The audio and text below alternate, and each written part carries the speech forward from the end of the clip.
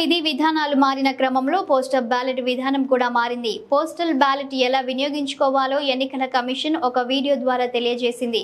అవగాహన నిమిత్తం పోస్ట్ చేయడమైంది.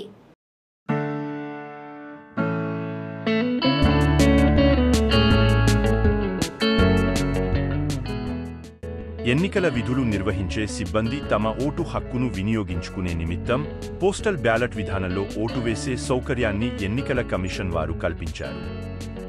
ఎన్నికల విధులు కేటాయించబడిన పోలింగ్ సిబ్బంది అంటే ప్రిసైడింగ్ అధికారులు, ఇతర పోలింగ్ అధికారులు, పోలీసు సిబ్బంది, ఇతర ఎన్నికల విధులు నిర్వహించే సిబ్బంది ఈ పోస్టల్ బ్యాలెట్ సౌకర్యం వినియోగించుకోవడం కోసం తమ ఎన్నికల రిటర్నింగ్ అధికారి వారికి ఫారం 12లో పోలింగ్ తేదీకి కనీసం 7 రోజుల ముందుగా దరఖాస్తును సమర్పించాలి.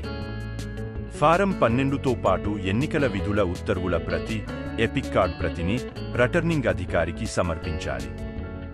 ఫారం 12ను పరిశీలించి రిటర్నింగ్ అధికారి సంబంధిత ఉద్యోగికి పోస్టల్ బ్యాలెట్ జారీ చేస్తారు.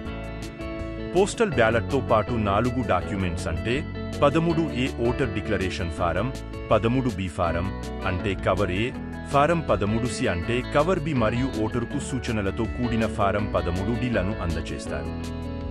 పోస్టల్ బ్యాలెట్ ద్వారా ఓటు వేసేవారు ఇప్పుడు నేను తెలియచేసే సూచనలు తప్పక పాటించాలి. బ్యాలెట్ పేపర్ మీద మీకు నచ్చిన అభ్యర్థికి మీ ఓటును క్రాస్ మార్క్ ద్వారా లేదా టిక్ రూపంలో మాత్రమే నమోదు చేయాలి. బ్యాలెట్ పేపర్ మీద ఎట్టి పరిస్థితుల్లో సంతకం చేయరాదు. ఓటరు గుర్తింపు తెలిసే ఏ విధమైన గుర్తులు రాయరాదు. ఫారం 13A డిక్లరేషన్ ఫారంలో బ్యాలెట్ పేపర్ సీరియల్ నెంబర్ తప్పనిసరిగా వ్రాయాలి.